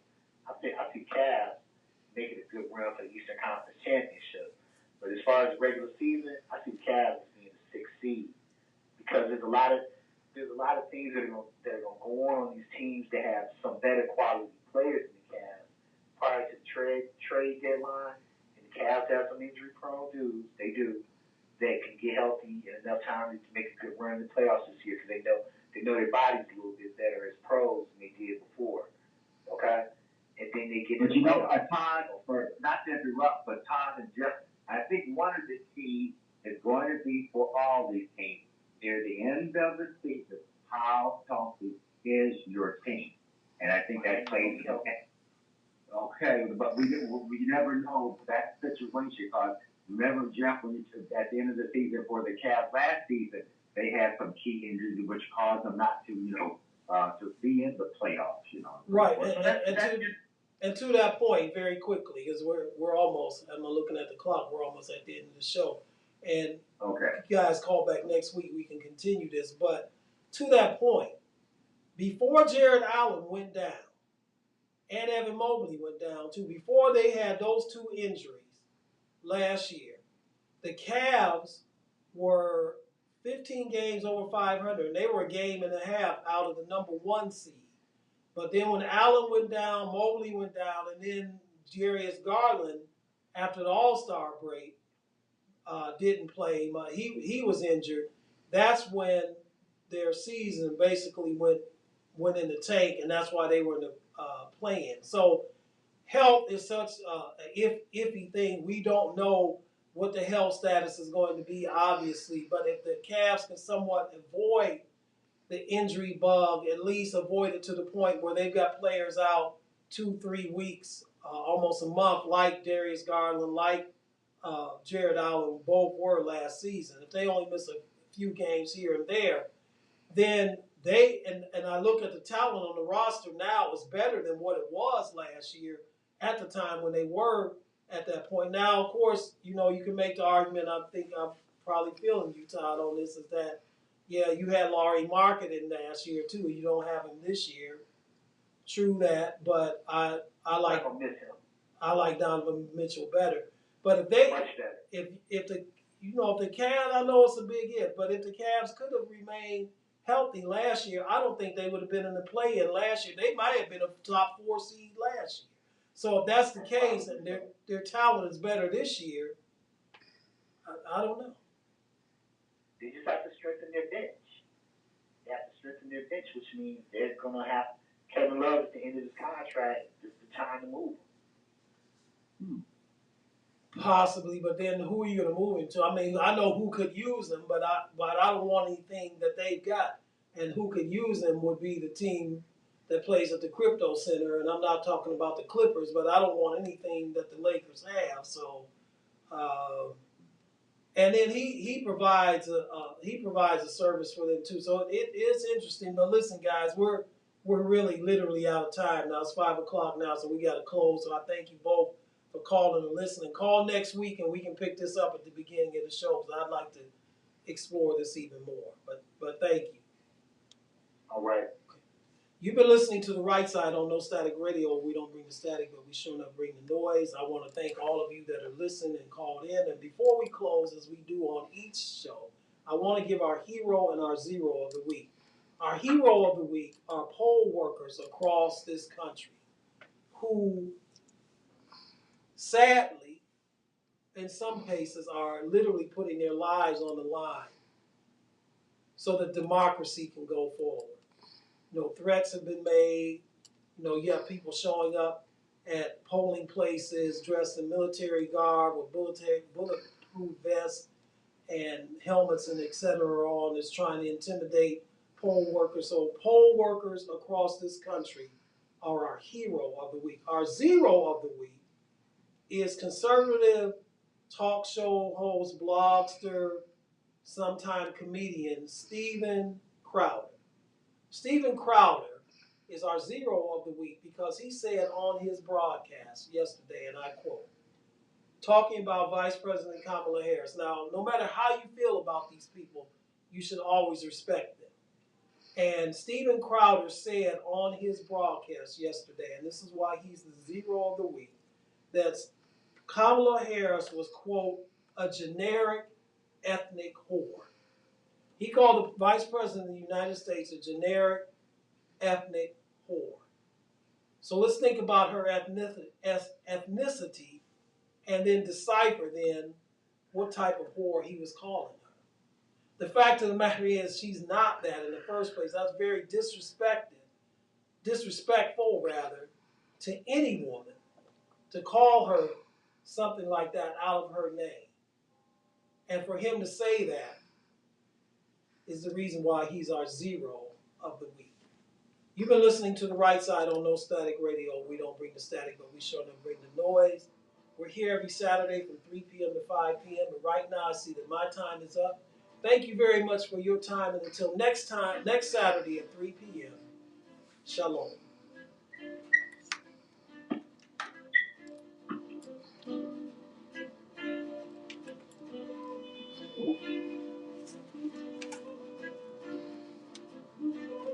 Get to my NFL pick so well. Oh, yeah. How you think Cleveland gonna do with Cincinnati? You think we're gonna? Cincinnati's favored by 3. If I was betting money, I'd take the Bengals. I think Cincinnati's gonna win outright, and I think they're gonna cover.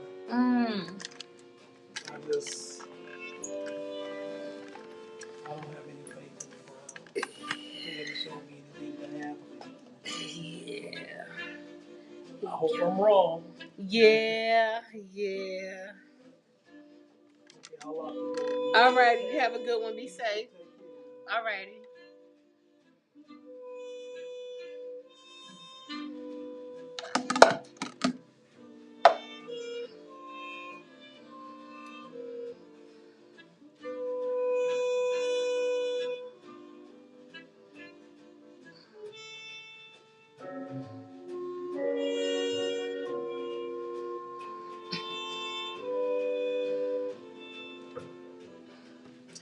We'd like to thank you for tuning in to The Right Side with your host, Jeff Doggett, here on the station where we don't bring no static, but we sure don't bring the noise, nostaticradio.net. Make sure you guys check us out on social media where we absolutely love to hear from you on Facebook.com/No Static Radio LLC, on Twitter at No Static _radio, on Instagram at @TheReal_No Static Radio, and on YouTube at No Static Radio. Also, if you guys would like to listen to replays of this show and others on NoStaticRadio.net, please make sure you check us out on Mixlr or Mixcloud.com.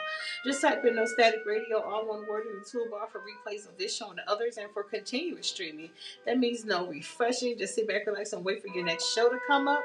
Check us out on TuneIn.com, live on LiveRadio.net, or MediaQ for continuous streaming of this show and all others. And the same thing, just type in No Static Radio in the toolbar, all one word. And for all things No Static Radio, including up-and-coming events, merchandise, and an end-up look at all our great show hosts here, please check out our website at www.nostaticradio.net. Soon to be under construction, you guys. I know I keep saying it, but it's really coming soon. We really got a lot of great updates for you. And you know what it is. We got more music for your weekend pleasure here on your Voice of the Revolution, NoStaticRadio.net, powered by Google, partner with Colors, and sponsored by Lamont Avenue Wines, the Cleveland Rugby League, and Design Me exclusively. You guys be safe. Have a great weekend. And we'll see you on Monday. Peace.